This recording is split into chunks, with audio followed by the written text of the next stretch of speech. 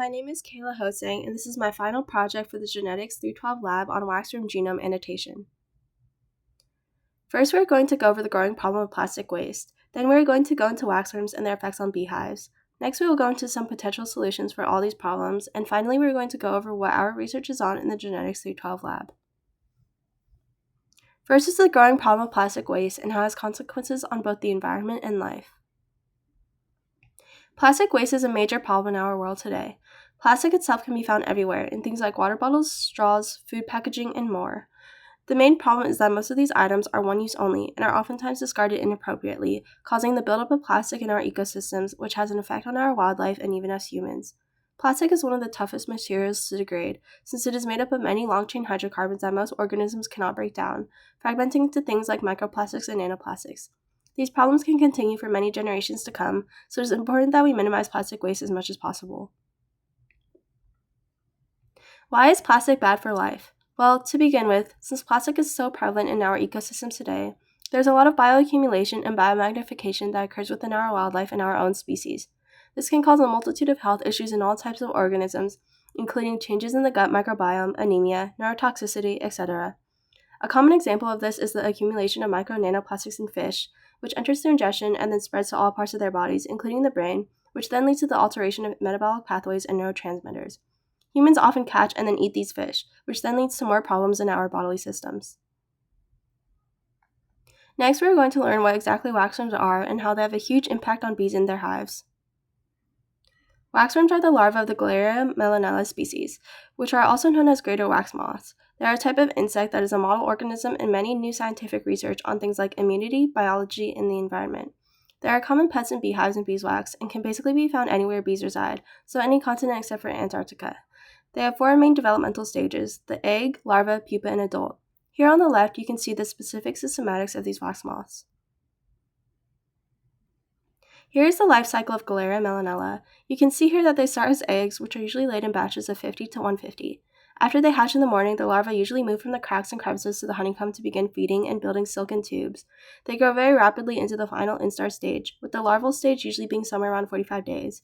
The larva color varies from a light to a dark brown, depending on how many times they molted.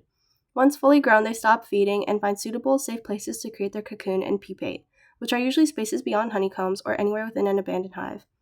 Then they start to create their silken pupal cocoon, which usually takes them around 2.25 days to create. These cocoons are highly protected from worker bees and parasites. Once they finally emerge as an adult, they are incapable of consuming food because their mouthparts do not allow for it, so they don't live very long, usually living for somewhere around 7 to 30 more days. To mate, males lure females in with a 2-component pheromone and a certain sound. Now, waxworms usually have a detrimental effect on beehives and bees. They consume a lot of honeycomb, which is made up of many different components like beeswax, honey, exuvia, bee larvae, and pollen. Their protective silken tubes can grow tremendously, absolutely destroying the beehive in the process. In addition, fully grown larvae tend to excavate wooden parts of the hive to build their cocoons, greatly weakening the structure of the beehive. These pesky waxworms are a huge threat to bees and beekeepers, as beekeepers rely heavily on bees to keep their businesses running.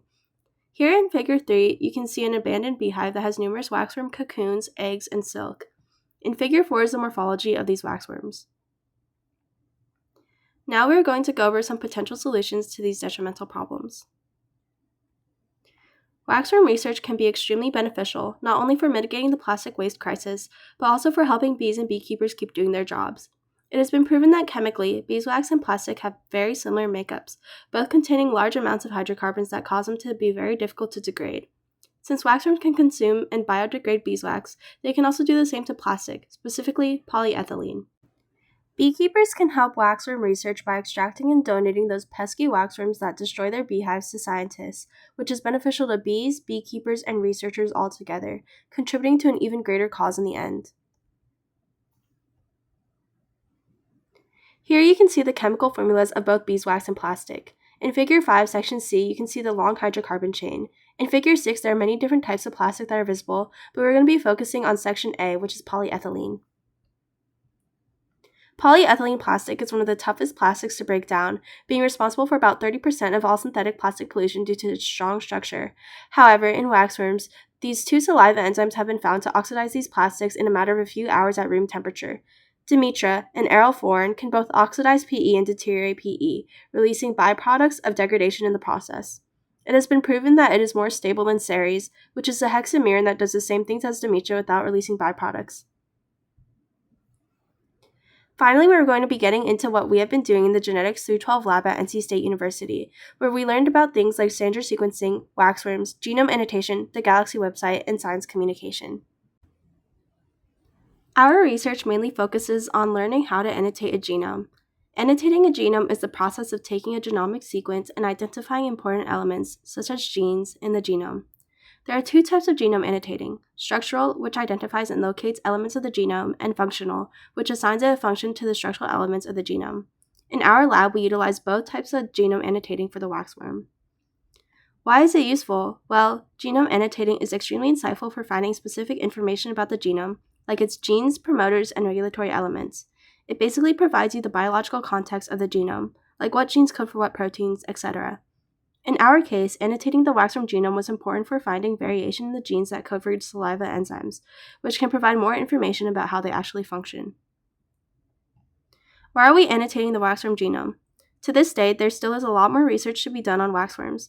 There are currently no well-annotated genomes of the waxworm yet, and it is important that we annotate the genome to see if there are any other genes or regulatory sequences that can help biodegrade plastic. To annotate the waxworm genome, first we had to prepare and evaluate the data. Everything we used in our lab was on the Galaxy website, where they had a multitude of different tools we used to help complete our annotation. First, we uploaded the waxworm DNA files in FASTA format into the website to allow for us to do all of the following steps. Then we ran FASTA statistics to find statistical information on the genome, like the number of contigs or the min, max, mean, and median of the contigs. After prep, we can finally start annotating the genome. Here I ran into a lot of issues, like when I ran BUSCO to assess the genome assembly quality. When I ran it, I only got 50.6% of the genome complete, which is seen in figure 7 to the right. However, I continued the annotation, running Maker to finally start annotating the genome, which took an additional 2 weeks to complete. To continue, the third step was evaluating the annotation. For this, we started off by running genome annotation statistics to find out how many genes were predicted and the mean locus size of the genes. Then we filtered the genome for exons, and then ran BUSCO again to evaluate their quality. To finish mapping, we used map annotation IDs to act as a track for JBrowse, which gave us a visualization of the completed genome annotation and the genes in the genome.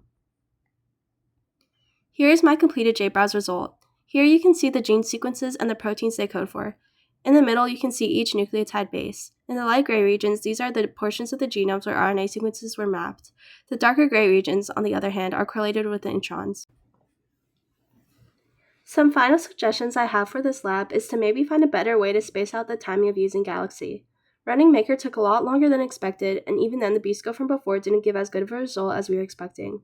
If there is any way we can obtain a better genome assembly quality, maybe we could have had a better annotation, allowing for further, more accurate research on the enzymes in waxworms that help biodegrade plastic.